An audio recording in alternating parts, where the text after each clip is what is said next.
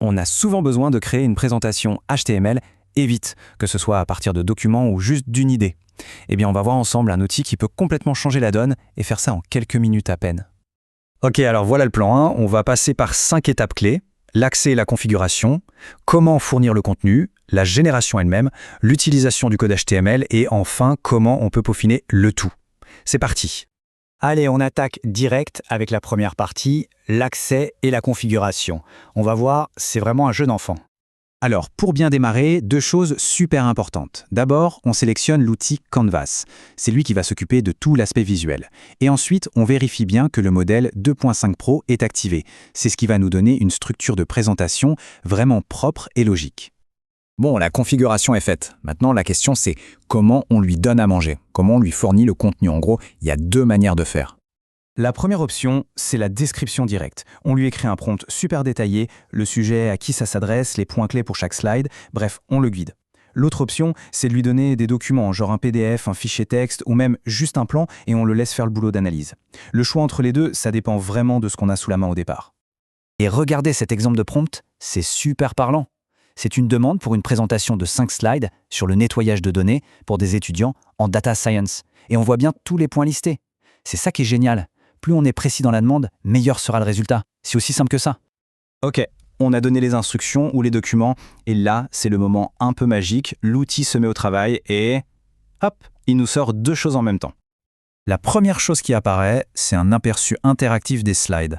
C'est super pratique parce qu'on peut tout de suite voir si ça ressemble à ce qu'on avait en tête, si le contenu est bon, si l'enchaînement est logique. Et juste à côté de cet aperçu, on a la deuxième partie, le code HTML complet. Tout est là, prêt à être utilisé. C'est vraiment ça qui va nous permettre de créer notre fichier de présentation final. Bon, on a ce bloc de code. Et maintenant, qu'est-ce qu'on en fait? Comment on passe du code à une vraie présentation qu'on peut ouvrir et montrer? Eh bien, c'est ultra simple, ça se fait en 4 petites étapes. Franchement, c'est presque trop facile. Étape 1, on copie tout le code. Étape 2, on ouvre n'importe quel éditeur de texte ou de code et on colle. Étape 3, la plus importante, on enregistre le fichier en s'assurant qu'il se termine par .html. Et enfin, étape 4, on double-clique sur ce fichier et il s'ouvre dans le navigateur, et voilà. Et pour nous faciliter encore plus la vie, il y a ce petit bouton Copy Contents. Un clic dessus et ça copie l'intégralité du code sans risque de se tromper ou d'en oublier un bout. C'est propre, c'est net. Et le résultat final, le voilà. Une présentation super clean qui fonctionne parfaitement sur son ordinateur dans un simple navigateur.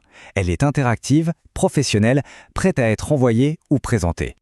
Mais attendez, ce n'est pas fini, parce que ce premier jet, c'est souvent juste une base de départ. La vraie force de l'outil, c'est qu'on peut discuter avec lui pour améliorer les choses, pour vraiment perfectionner la présentation. Et pour ça, on a 2 options. Soit on y va slide par slide, en disant par exemple « reformule ce point » ou « tiens, ajoute une image ici », soit on fait des demandes plus générales qui s'appliquent à toute la présentation, du style « adopte un ton plus pro » ou « simplifie le vocabulaire ». C'est un peu comme avoir un assistant à portée de main, c'est vraiment puissant. Alors, la prochaine présentation pour un projet, imaginez la créer en 5 minutes. Ça change complètement la manière de travailler, non? Le gain de temps est juste énorme. La vraie question, ce n'est plus tellement comment on va faire la présentation, mais plutôt qu'est-ce qu'on va bien pouvoir faire de tout ce temps qu'on vient de gagner.